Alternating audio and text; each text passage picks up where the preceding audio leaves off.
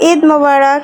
আজকে সকাল থেকে আমার বাচ্চা দুইটা বাসায় নেই, মানে সকালে ঘুম থেকে উঠে ওদের গোসল টোসল করে রেডি করে পাঠিয়ে দিয়ে তারপর আমি রান্নাঘরে ঢুকেছি সকালে রান্না শেষ করার জন্য। তো সকালে আমি তরকারি করলাম, ভাত করলাম, আলু ভর্তা, ডাল, ডিম ভাজি, তারপরে করলা ভাজি, এগুলো সকালের জন্য করে রেখে যখন দেখলাম আরও সময় পাচ্ছি, মানে আমার বাচ্চারা বাসায় না থাকলে আমি যে কত সময় পাই সেইটা চিন্তা করলাম। আমি কিন্তু মধ্যে ফাঁকে একটু ফোন টোনা দেখেছি, নিজে একটু খেয়েছি, আম কেটে খেয়েছি, লিচু খেয়েছি, তারপরে আবার গিয়ে রান্না শুরু করলাম। যেহেতু সময় আছে আর গ্যাসে একটু প্রবলেম আছে, তাহলে আমি পোলাও, রোস্ট এগুলোও করে ফেলি, যদি এগুলো ভিডিও করা হয়নি। আসলে হঠাৎ করে যখন দেখলাম এরপরে আমি অনেকটা ফ্রি, তখন একটা ভিডিও করা শুরু করলাম। যে কোনো একটা ভিডিও মনে হলো আপনাদের সাথে কথা বলি আর ভিডিওটা করে। তো তাদের জন্য অপেক্ষা করছি, এইমাত্র ওর বাবা ফোন দিয়ে বললো প্রায় গোছ কাটা শেষ, নিয়ে আসবে। তো আমি ঘর মোছা, কাপড় ধোয়া আজকে একটু বিরত রাখছি, কারণ কি বিকালের কাজটা সম্পূর্ণই আমার একা করা লাগবে। বিকালে কেন, সারাদিনের বাসার সব কাজ আমার একারই করা লাগে। আর যেহেতু আমি ভুঁড়ি পছন্দ করি, ভুঁড়িটা কখনো রেখে আসতে বলি না, ভুঁড়িটা নিয়ে আসি আর ওইগুলো আমার একারই পরিষ্কার করতে হয়। সত্যি বলে গোছ টোছ ঘুচানোর অনেক কাজই ওর বাবা কমপ্লিট করে দেয়, ঘুষাইয়ে দেয়, কিন্তু এরপরে যে ভুঁড়ি টুড়ি পরিষ্কার করা ঝামেলার বা গোছ রান্নাটা না, এগুলো তো আমারই করতে হয়। তো আমি যেহেতু সুযোগ পাইছি, সেহেতু এই সময়টা এসে একটু বসলাম আর আপনাদের সাথে একটু সময় কাটানোর চেষ্টা করলাম।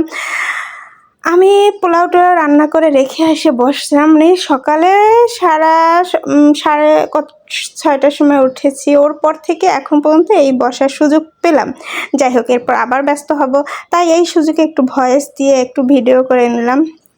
আসলে জানেন, সবসময় চিন্তা করি যে এক হাত দিয়ে ভিডিও করে যদি আমি কিছু কখনো করতে পারি, তাহলেই আমি গর্বের সহিত বলবো যে হ্যাঁ, আসলেই ভিডিও থেকে কিছু একটা করা যায়। কারণ অনেকে আমাকে অনেক সময় প্রশ্ন করে, কি করেছো এতদিন ধরে।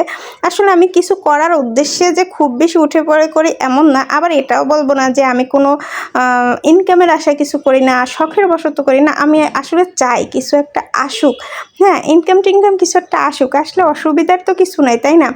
মানে আমার কথা হলো যে আমার সব শখ বাবা, ভাই, বর এরাই পূরণ করুক।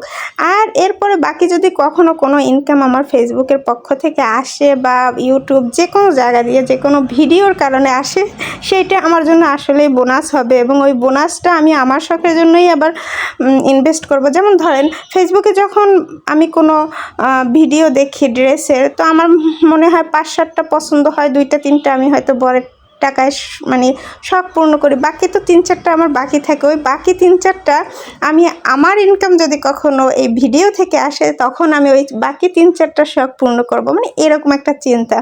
আসলে খুব জরুরি প্রয়োজন বা এটা ছাড়া আমার চলতেছে না, এরকম তো আসলে না।